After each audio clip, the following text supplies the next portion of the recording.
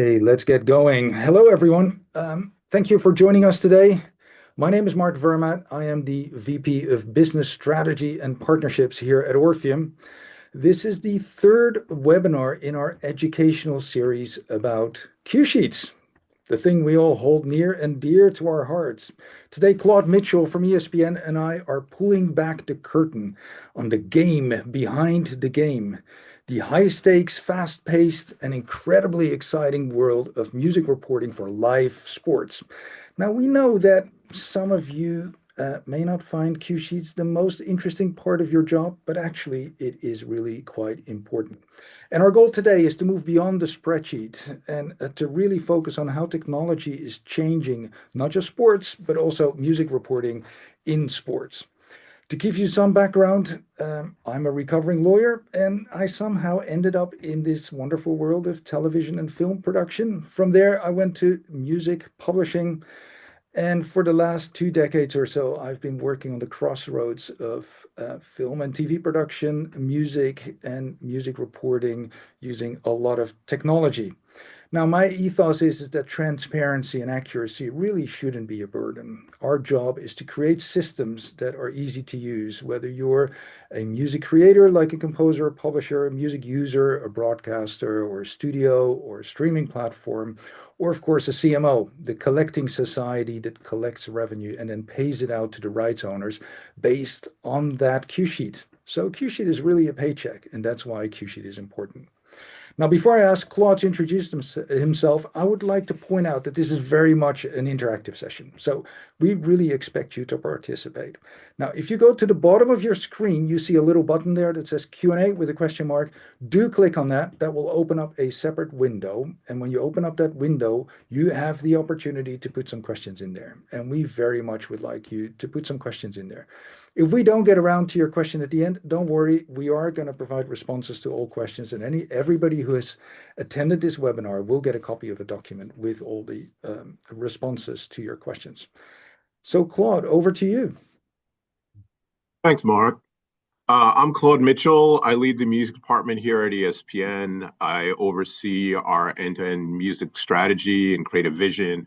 My daily world involves directing music operations, scoring initiatives, administration, high value licensing partnerships with artists ranging from Kendrick Lamar to U2. My ethos is a cue sheet isn't just a record. It's a data source that protects the bargaining between our licensing partners and the network. I'm really passionate about using technology to remove administrative friction so our production teams can focus on storytelling. And Mark, let's get back to the basics for a second and talk about the chaos of my world.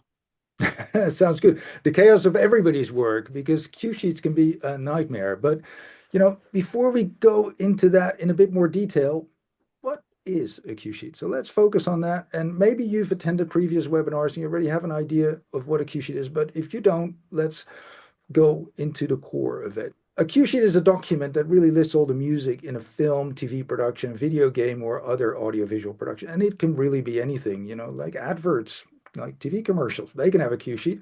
Podcasts, there's no reason why a podcast couldn't have a cue sheet. Now, performance rights organizations, also called CMOs or collecting societies or PROs, they use those cue sheets to track the use of music in film and TV shows. Now, why do they do that? They do that because their constituency are publishers and composers, effectively the rights owners, the people that get paid, and they get paid based on the cue sheet. So the cue sheet really is a paycheck. Very important to keep that in mind. Now, cue sheets contain all sorts of important details, and the details that typically exist in a cue sheet are the title of a track and the composer and the publisher. And Mel, maybe we can go back to the previous slide because you just sort of moved on to the next slide already. But the title of the song, the composer wrote it, the publisher, etc. But very importantly, and we see that more and more in the US now as well, is that there's recordings information in the cue sheet. Now, if you are in the US, you may think like, I've never seen an artist or a record label in a cue sheet or even an ISRC code. Well, in Europe, we see a lot of that. and most European cue sheets will have an artist and they will have a record label in the cue sheet. So it's one of those many differences between US and non-US cue sheets. And if you are working across territories, it's something to keep an eye on. Another thing that we see a lot in cue sheets is the way the music was used, whether it was a background instrumental or a background vocal, maybe an opening theme or a closing theme, a visual vocal. Now, why is that important? Well, it's important because some collecting societies who pay out the rights owners will pay out a different rate when the song or the piece of music is an opening theme as opposed to a background instrumental track. Now, that's not true for every society and it's not true in every country, but in a lot of countries it is, and that's why that information is important. Finally, the duration of the music. How long was it used for? How many seconds? Now, seconds really translate into dollars, pounds, or euros. So seconds are really important. And the value of that second is dependent on the territory in which it is used. Big countries will pay more per second than small countries. And maybe prime time will pay out more than daytime. All of these things go into a cue sheet and they're absolutely essential. Now, why are cue sheets important? Of course, we've talked about the music creators. They get paid for this. So that paycheck, that's why it's important. But as Claude already pointed out, a cue sheet is also very important from a sort of legal compliance perspective. In a way, it's even a security blanket to protect a broadcaster or studio against infringement and legal issues. So that cue sheet is really something that has come together from many stakeholders in the industry, from composers, publishers, production libraries, studios, streaming platforms, networks, and of course, CMOs. So this creates an entire ecosystem within the industry that sustains the industry as well. And of course, that leads to an efficient and transparent reporting process. And that is, of course, what we are looking for. Now, let's focus more specifically on sports. During our first webinar, I spoke with Sean Novak from Universal Pictures, and we looked at cue sheets for feature films. Now, feature films are a completely different beast than sports. It's a very different world out there. So cue sheets for feature films are very, very, very different as well. But a cue sheet for a TV show, and particularly live sports, is still a cue sheet. And the process in which that cue sheet is made is completely different and arguably even chaotic. And when I talk to people who are working in sports, they keep talking about the truck. And, I think the question that I would have for you, Claude, what does a truck have to do with music reporting? How does that world fit together? Can you walk us through the cue sheet creation process for live sports? Sure. Thanks, Mark. In scripted TV, everything, as you said, is controlled via the edit and in post-production. In sports, you're dealing with a live event. Even a live studio, even if you're in a studio environment, you're often reacting to the game flow, weaving in storylines throughout that game and match at at super quick speed. So it creates a situation where we're always looking to kind of balance the blast and the broadcast audio, competing with the venue sound and roaring crowds and chanting supporters, basically what we call dirty audio. In that high pressure environment, it's extremely difficult to manually log a 3-second clip or a highlight, a replay, things that are built on the fly via an EVS system or some kind of quick replay system. Claude, The traditional prop. what is an EVS system? EVS is a video tool that works. It's a video. It's basically the tool that most broadcasts use for video replay. So it records, it logs, it records on the fly, and you can clip and pull clips together very rapidly and push them straight to the broadcast. So in most video teams, they're building highlights using EVS. And is that inserted into the live gameplay? Exactly. exactly. So anytime you see a slow-mo and multiple clips of a goal scored or a touchdown or a great basket.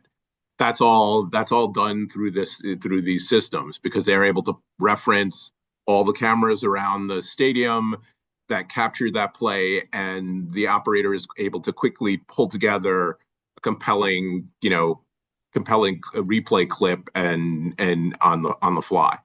So now I think what is really interesting here is that in the US, there's music under that. Like I think for people that sort of tune in from outside the US and particularly Europe, the idea that you're watching a football or soccer match and that there's a replay of a goal and that suddenly there's music blasting out underneath that is quite foreign. But what you're explaining in the US, that is actually how it works. And as a result, there is a lot of music that is being inserted into live programming. And then the question is, of course, how do you keep track of all of that? And that is the chaos in the track and the chaos in the truck, isn't it? Yeah, absolutely. Absolutely. There's always a give and take in our productions between the audio operator in the truck or control room and the associate director who might be communicating with the audio operator on when to cue music and basically helping to run traffic on what video clips are coming and where the audio operator will support it. Because that is constant, because the audio operator is also, handling mixing and managing comms for the talent and just all these different things are happening while the actions going on. It's really difficult to track any kind of cue reporting. Um, in the past, it would be just a quick scratch notes or something, and that it gets hopefully gets transposed. Or if you have a luxury, you may have somebody assigned to that. But usually those jobs in our here at ESPN in the past had fallen to the audio operator or the associate director who might also have that and try and be logging in the past would have been logging directly during the game. So we always struggled with because they're pulled in many directions. You struggle with accuracy and with just an ability to make sure that you have complete information top to bottom. And as an anecdote, because you're relying on the crews in the truck, often in the truck that's on a location. Often we struggle with getting the most important matches Q reported because you'd have a championship match and it would be the dead end of the season and that crew would want to go celebrate the end of a great year or get on a plane immediately and go back home or go on vacation, and that may end up with us chasing for weeks to retrieve logs. Sometimes it may even require us going to figure out where is that truck now and when is the next time our crew will be in there so that they can retrieve that any kind of logging that might be done on site within the truck. So it was fraught, and we pushed to use technology to move off of that. So it's not just chaos in the truck, it's basically chaos after the truck as well, and sort of It chasing it all it that. is trying to bring organization to a lot of different elements that come in and out of the truck and make them make sense and come back to us in a clear, concise method. Yeah. So there's really a wild sort of different set of issues that you have in a manual world where you need to chase down cue sheets and then whatever scraps of paper and maybe other bits of information that you get need to be interpreted and then turned into a cue sheet. And if you're lucky, at the end of the day, you actually get one. But the manual overhead of that is really enormous, and you're still sort of struggling getting it right. So that's a monumental task. So One of the solutions for this, of course, is audio recognition. Audio recognition is a very interesting and great technology that can automate this process to a large degree. So let's dig into that a bit more detail. And you already mentioned it, Claude. You were talking about dirty audio. So Mel, let's go to the next slide so we can dig into that a bit more in a bit more detail. So audio recognition, what is it? How does it work? Well, the thing that is really key here is a matching process whereby, where we carry out recognition, we compare two different things with each other. Firstly, we look at the program itself. So we need to have a recording of the program, and we want to find out what music is in that program. So the way we do that is a fingerprinting process. That's effectively what audio recognition is in this context.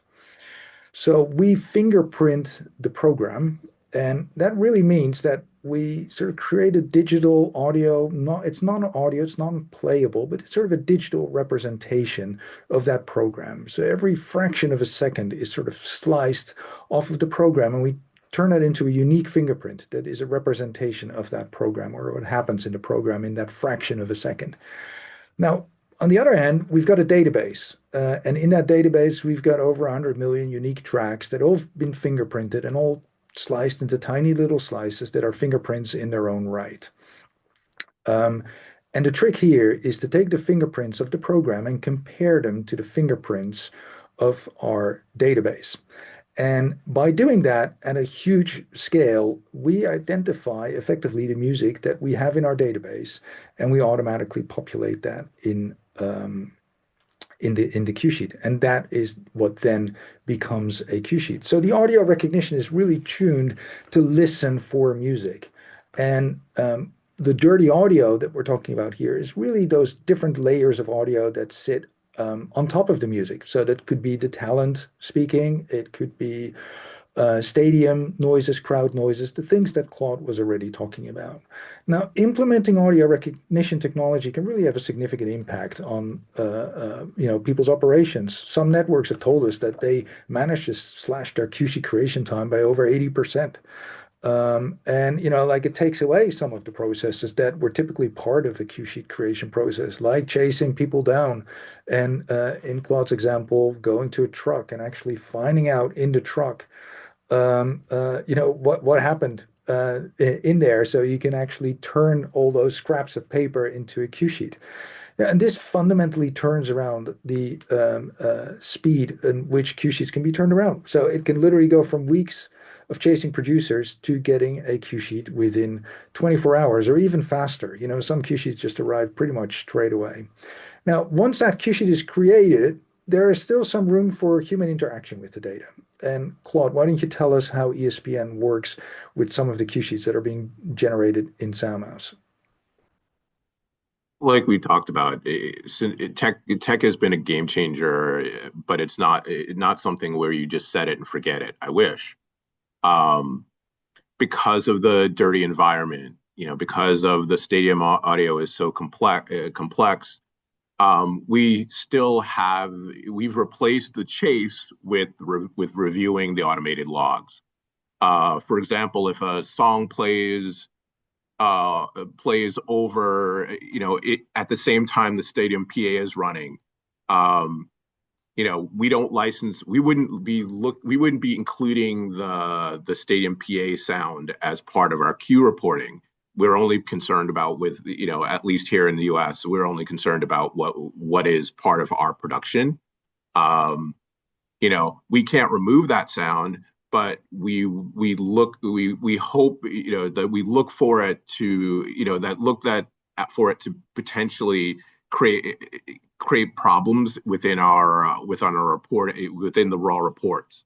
So you may find that the PA will trick the sound and trick the system. It may end up that a track which is playing in the venue, like who let the dogs out or something else, will end up on our report. So we know that we didn't use it because we pre-populate the Soundmouse system with all the music for our productions in advance of air. So we are basically laying out the menu of what should be fingerprinted, um, and just basically confirming what should be in the show is in the show, and if there are no other issues, so that we're not, so that we're giving what we're really legally responsible for, and we're not over or under reporting. Um, I think that's like the most important thing is that, we're trying to make sure that we're coming up with good solutions to make sure that the music that we're licensing is reported properly, that we're getting that, and that we're avoiding the incidental music from the venue. So, and you talked about uploading some of the music that is being used in the show. What sort of music are you typically uploading? We are uploading our theme. We work with our production music partners to have them upload to Soundmouse so that their catalogs are recognizable within the system. And we are also any music that we're doing commercially licensing. That's all coming in. That's also going into the system so that we can track it. It allows us to make sure, give us strong confidence that all the sources that are coming in are recognized, and we work really closely with our productions to make sure that if they're making selections, that we're working in tandem so that we have things in advance of air. Yeah. And I think just generally, there's an important point to make here as well, like especially where something is licensed music. So it's commercially released music, pre-existing music that wasn't created specifically for the programming, there's a very good chance that we already have that in our database.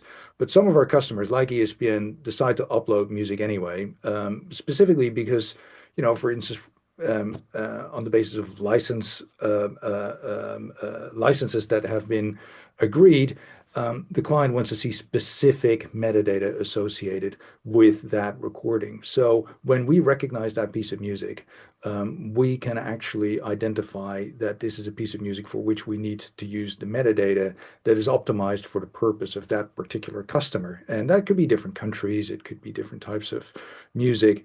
But I think it's good to point out that even if we have music already in the database, we can prioritize sources from different customers to make sure that the right metadata for that context is being used. And of course, the customer is very well aware of what the right context is for that use. Before we move on to the next one, I do want to remind people that there is a QA button at the bottom of the screen, and I just saw one popping in. But do make sure you ask us some questions because Claude and I are sweating it a little bit, hoping that there's going to be some really, really good questions coming through. So please don't disappoint us. Do we have anything else to say about this point, Claude, or can we move on to the next bit? I think we can move. I think there was a couple of questions that came in, that let's keep moving, and we'll come back to them in the Great. Q&A. So I would say, one of the questions that I get asked quite a bit is like, okay, so let's say, hey, we're sort of interested in that. How complicated is this? Like how much work is actually involved in getting this up and running? Now, there's many different ways of integrating a network that does a lot of live sports. Like any other network, the same is true for news or local TV. It's all sort of going through a similar type of process. I would say a media asset management system is often the most efficient way to integrate with our systems. Now, what is a media asset management system? The way I always explain it, it's like a really big hard drive where all your programs are stored. And when you're playing out programs on live TV or even on video on demand, they get played out from that huge hard drive that is a media asset management system. So that's really what it is. And we can integrate with those systems, and we effectively take a small copy of every program in a media asset management system. Now, sports, of course, is live. So Not all programming may actually make it into a media asset management system, although most of it does because there are reruns and there are overnight reruns, etc. of the programming. So most sports programming, even if it's live, will end up in a media asset management system. But we've seen scenarios where that's not the case. And there's definitely alternatives. There are compliance reporting systems, etc. out there that we can integrate with, or there's other ways of getting a signal that allows us to cut out programs and to identify the music that exists in those programs. So in terms of operational efficiency, we, especially if we do these sort of integrations, getting a customer up and running is actually quite efficient and can be done quite quickly. We're talking about weeks here in the most attractive scenario.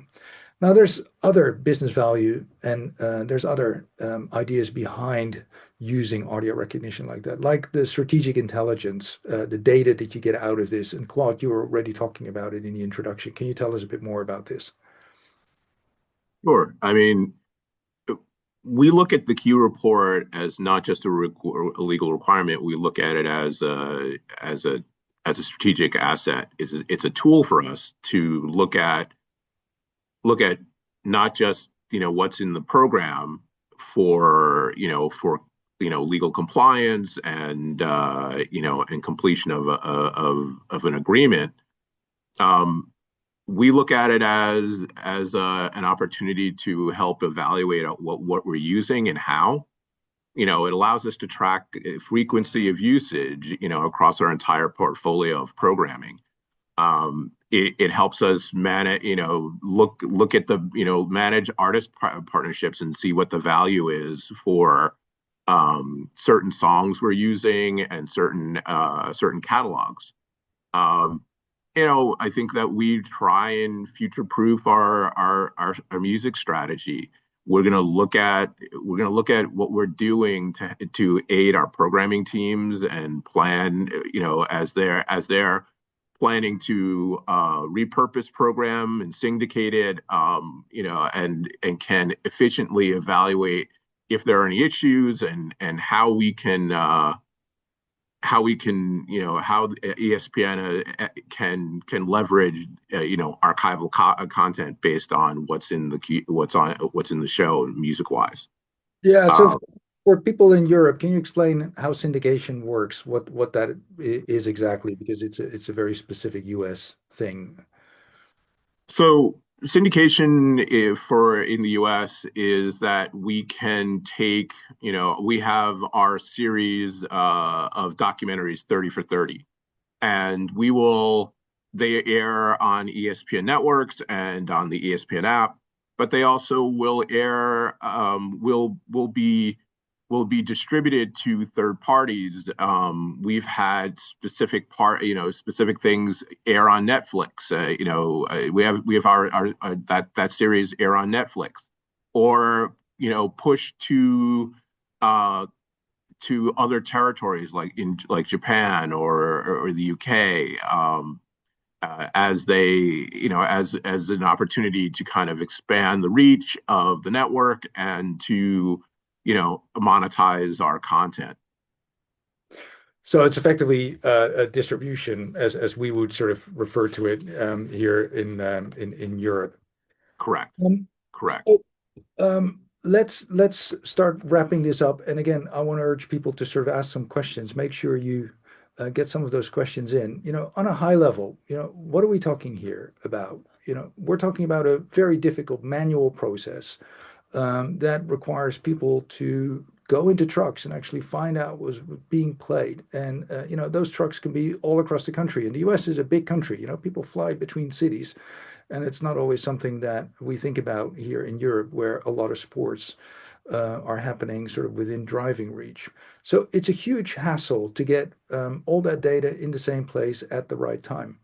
So automating some of that is really a fundamental and dramatic change in how cue sheets are being created. Audio recognition is a game changer in that sense. And as Claude explained, there's still a lot of room for manual interaction with the data as well, if you choose to. Now, you can really leverage the technology by using your media asset management system to effectively provide production data and power the reporting process. So that integration process is actually quite efficient, and it is something that you can do very, very quickly. And finally, of course, this is all about accuracy and transparency. Try to make the cue sheet as good as possible, because it really, I think you need to step away from the idea of like, oh my God, cue sheets are a nightmare and they're difficult to deal with. No, they don't need to be. They're actually a competitive advantage. They provide a legal security blanket. It becomes easier and easier to create a really good set of data that can then be interrogated for business purposes. So I would say invest in that to make sure that the accuracy and the transparency becomes really good because it will pay off. Um, Claude, do you have any final thoughts before we move to the Q&A section? Uh, just noting that, the move to this AR model has dramatically changed our operations at ESPN for the better. We've built something that has removed the layer of administration and created a more efficient workflow. So, it's definitely been a major help. And other than that, we appreciate your time today, and let's open the floor for questions. Okay, let's do it. So I'm going to open my screen here, and there's a few questions here. So first question. I'm just going to read it out. In sports replays, we often have two or three tracks overlapping during a montage. How do you report that without exceeding the total runtime of the show? Claude, is that something you deal with? Every once in a while, yes, there will be times where you'll have overlapping tracks, usually in transition. Not often in replays for how we do it, but usually going from one cue to the next going from a different, going from an open stand up into a prepackaged element, there may be overlap. Often what we end up doing, and this is where it's like our manual intervention comes in, is that we may notice, when we spot check the shows, we may notice that there's an overlap. Often that doesn't happen so much that it overruns the show. Replays are a small part of the program, but we really look at it as, you will likely levels rule in a lot of ways. The loudest thing will if there are two tracks that are part of that can be recognized, the louder one will likely be there, or it will create a in the parlance of the system, a queue candidate, where the system says, I recognize something, I'm not 100% sure what it is, and then our team will take a look at it and determine what's there. Yeah, so just to add to that, so it is not uncommon that you have multiple tracks playing at the same time, or you have fade ins and fade outs. We see it quite a bit in reality shows or documentary type programs. And especially documentary type programs, there's often a program duration issue because there's music back to back, and at the end you end up with more music than program duration, and that tends to be an issue in most countries. So most CMOs are not happy when the cue sheet contains more music than there's program duration, and that simply has to do with the attribution of money to various seconds. So in our system, we actually have a flag for that. There's a setting that allows you to either overrun or not overrun. You can, as a network or a studio, you can stop people from submitting cue sheets that have a duration of music that is longer than the duration of the program. So the system accounts for that. It deals with that scenario, especially because CMOs don't like it. Then, in terms of the comment that Claude made about queue candidates, that's actually a really good comment.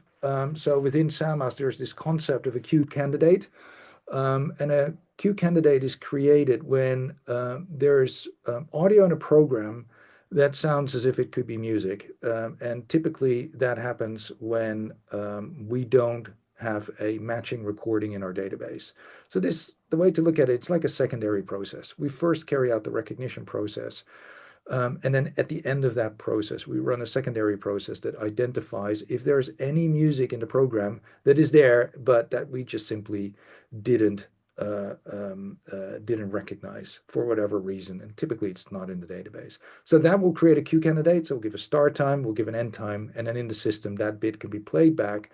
And then somebody in Claude's team can have a look at that and say like, hey, there's actually a piece of music playing here, and this is what it is. Or in some cases, it could be crowd noise. And especially with sports programming, that's often what you see, that there's something playing on the PA, for example, that was not in our database, but that is still picking up. And if you have a really enthusiastic team of supporters who really manage to sing in tune, that may actually end up as a Q candidate as well. So next, Yeah, Mark, it really emphasizes the importance of the pre-population of the music that you want, because it becomes a self-fulfilling cycle. It's like you put in the music you want that is going to be in the show, and it will continue, and it will minimize those kind of incidences. yeah. So next question. How accurate is the recognition when you have stadium of 80,000 people screaming? And how do you handle tracks that might be partially obscured by a commentator's voice? Now, we sort of touched upon it a little bit, Claude, but what are your thoughts on this? Yeah, I kind of mentioned that levels are the most important thing. Your mix is going to influence your detections. Um, that said, in most cases, unless you're the queue you're running from your truck or control room or within a pre-edited piece is very low and very slight.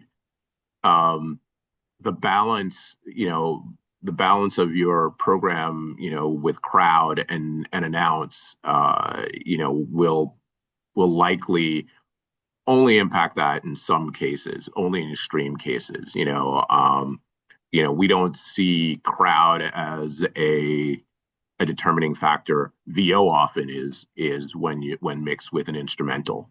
That VO? that is a more of a factor. So VO is a voiceover? Yes, voiceover. Sorry. Yeah, yeah. So what we have seen is that certain customers have certain preset packages that keep playing out as part of a program. So it could be the opening of the show, and then there's a piece of music playing under a graphic, and then it transitions into the program, and then a voiceover comes in. We have seen scenarios where that can impact the recognition. Now, the scenarios where we're seeing that is where the music is mixed into the graphic package. So the music is effectively part of the graphic. In some cases, we've seen, although not that often anymore, but we have come across it in certain places, that there's a mono element. Now, audio recognition really doesn't like mono. And especially when the music is played very softly in the background, a mono piece of music can be problematic when it's combined with a voiceover, because the voiceover or the talent speaking is also mono. So at that point, you get a real sort of drowning out and competition between the voice and the music. And especially where people are speaking, the music is put particularly low, and that could have an issue in those sort of unique scenarios. Let's see, next question. As using stem separation is possible to clean up audio or remove music for repeats, highlights, packages, clips, presumably the content needs to be rerun via AR, or so audio recognition. Or can the cue sheet be edited to remove music not appearing in a new package? That's a interesting question, and I think, Claude, you guys deal quite a bit with these sort of scenarios. So how do you guys deal with this? Well, we don't. We actually, it's an interesting one. We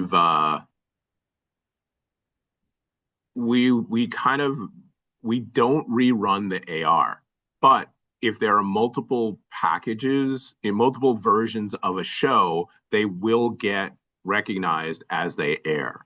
So we may find that we will we will have the first version that may be, a 3 hour football game. And that might be comped down for time considerations into a 90-minute program. Uh, that show could be edited on our side.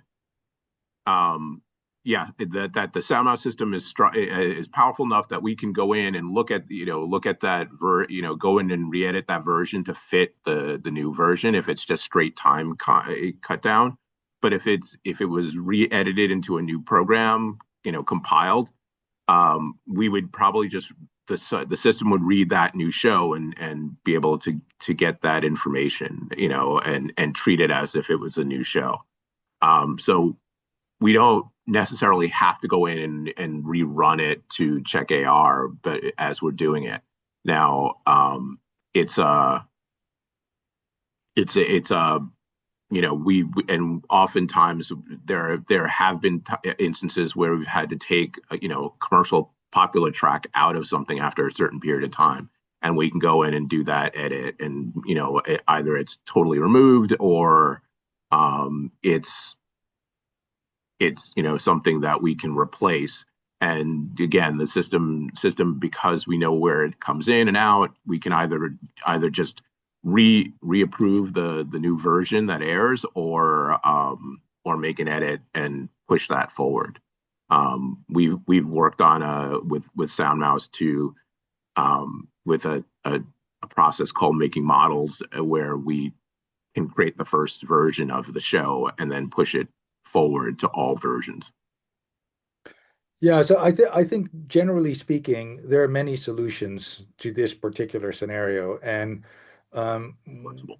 we've got a lot of customers that deal with these sort of scenarios and deal with it in different ways. So there's not really a right or wrong way. It just depends on what is your internal process, what works best for you, and then that can be implemented.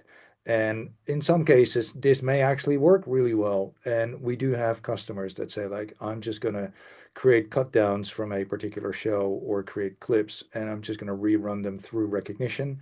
And that could even be cut downs that are not for traditional television. So I'm going to optimize them for my app, or I'm going to optimize them for publication on YouTube or other places.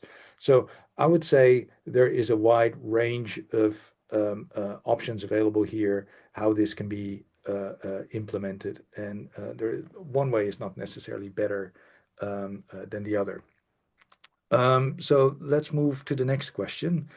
Would this only work for live feeds, or can it handle our massive library of historic game footage that needs to be cleared for new streaming services? Yeah, this is actually quite a common issue that doesn't just exist for sports.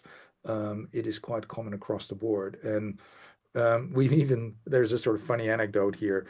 A few years ago, somebody came to us that was doing a DVD release. So it's more than a few years ago.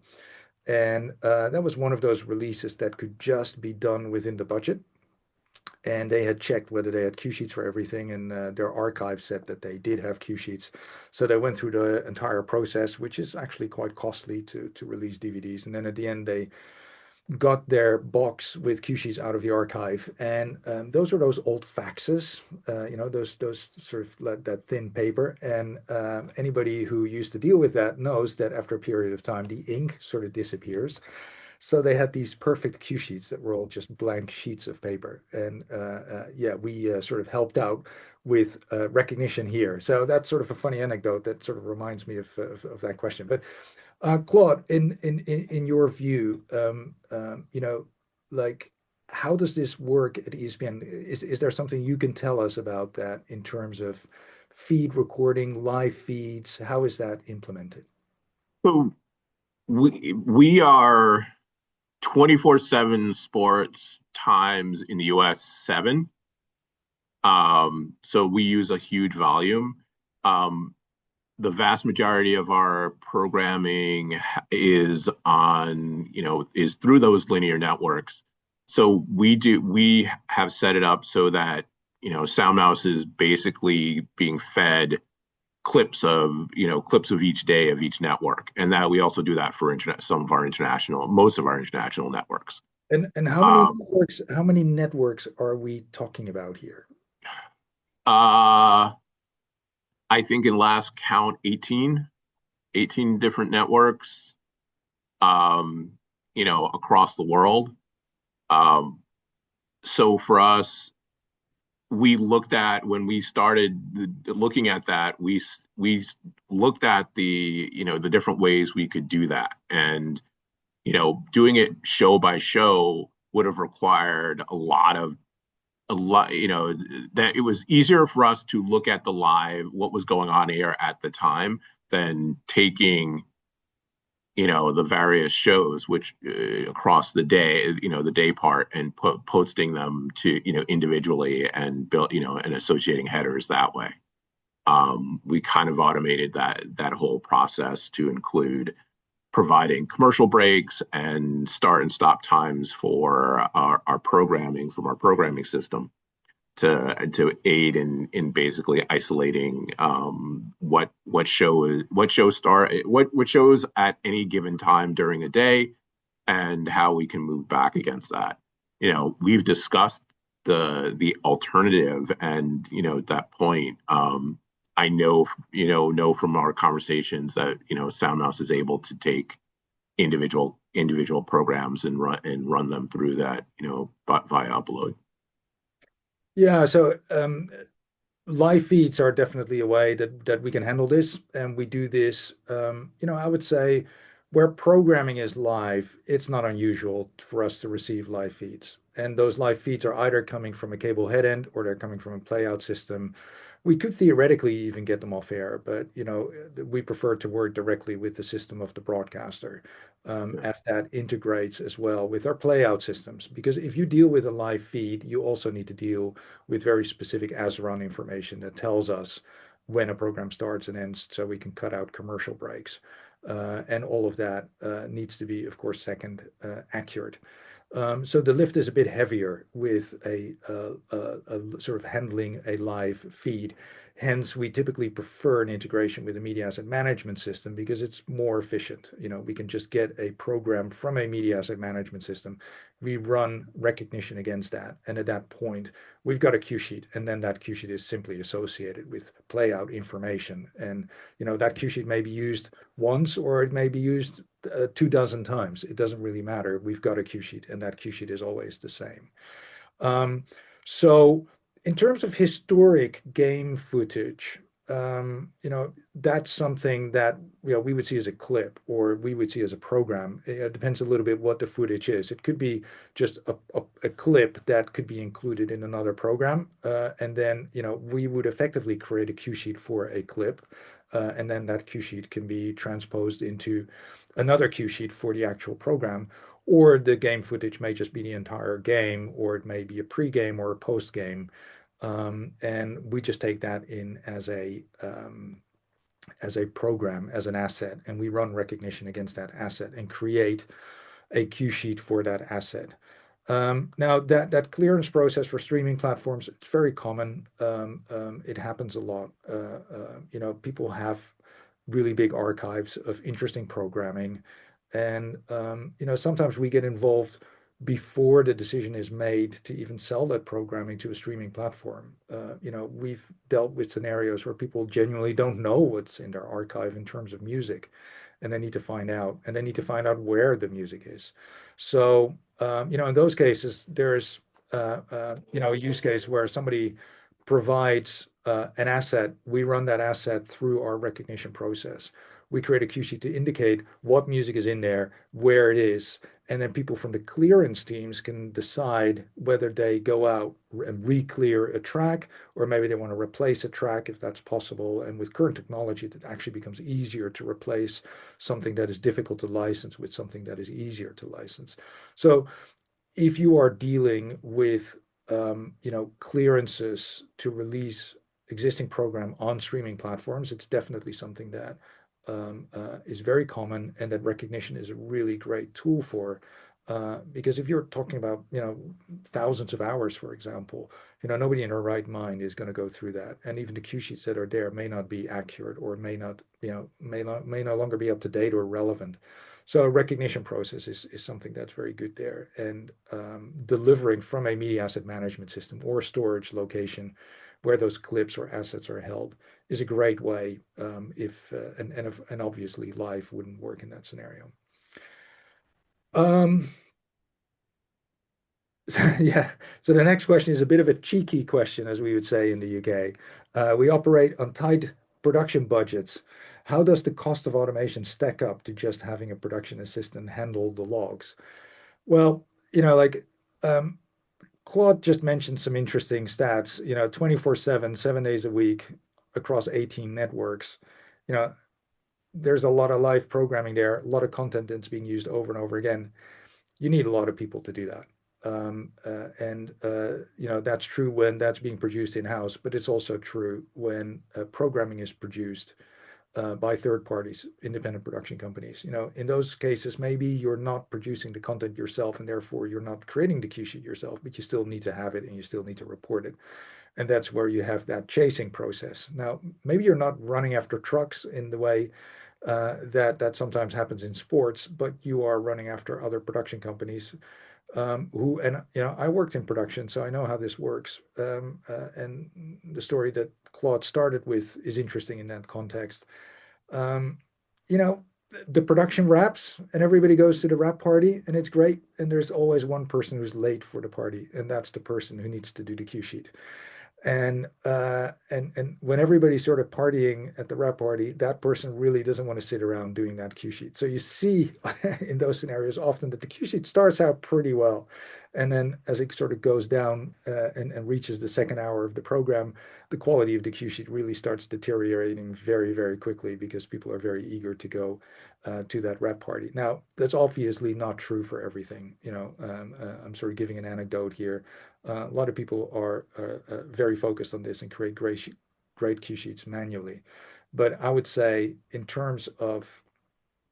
uh, in terms of productions and the overhead involved with managing this sort of process, audio recognition is a really, really great tool, and that in many cases is very cost effective, even in sort of tight production budget scenarios.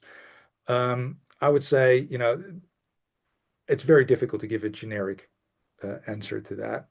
So Yeah. that always requires a sort of specific question or a specific conversation. But maybe Claude, you can provide some of your perspective on something like this.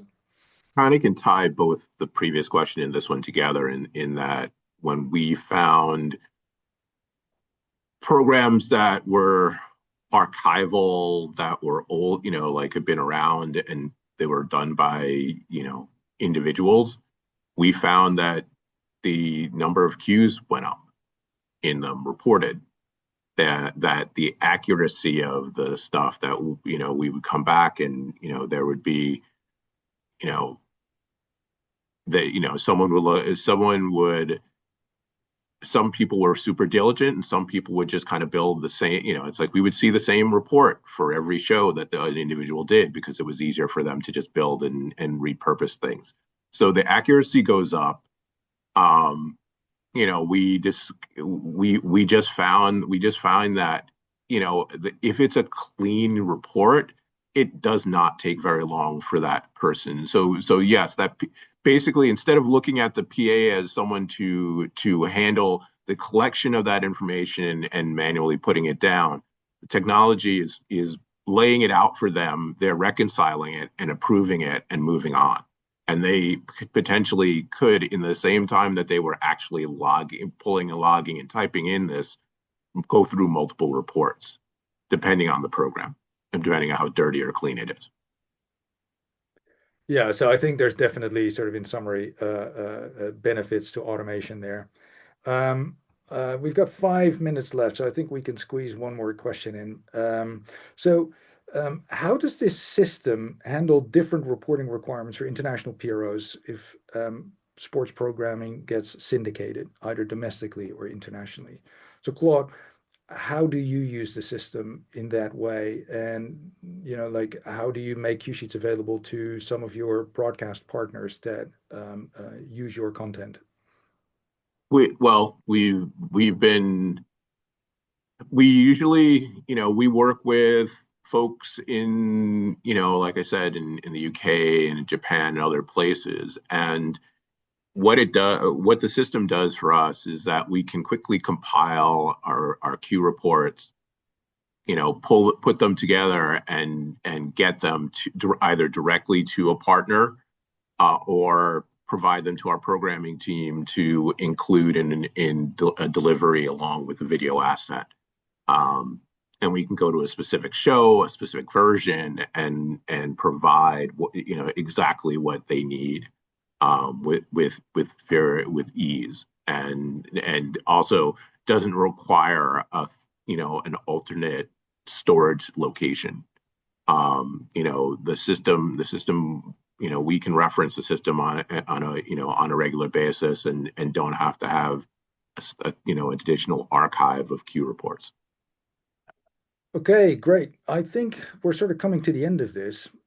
Claude, I would like to thank you for joining us and giving us your insights on sports. It's all very interesting. It is a very chaotic world in sports and very, very different from creating cue sheets in scripted programming, for instance. So it's really interesting to hear about some of those unique challenges. So thanks very much, Claude. Very much appreciated.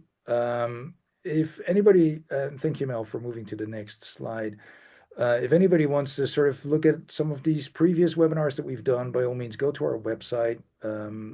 You'll find them there and you can sort of rewatch them. And we also write about them so you can sort of easily get some of that information as well. And of course, I would like to thank Mel. Melanie has put this entire thing together, brought Claude and me together to talk about this today. So thank you, Mel. You're always in the background and you're doing a great job. And Thanks, finally, Mel. I would like to thank you for joining us today and hearing us talk about cue sheets in sports. I think it was a great session. Thank you very much. And we look forward to seeing you again next time. Take care. Bye.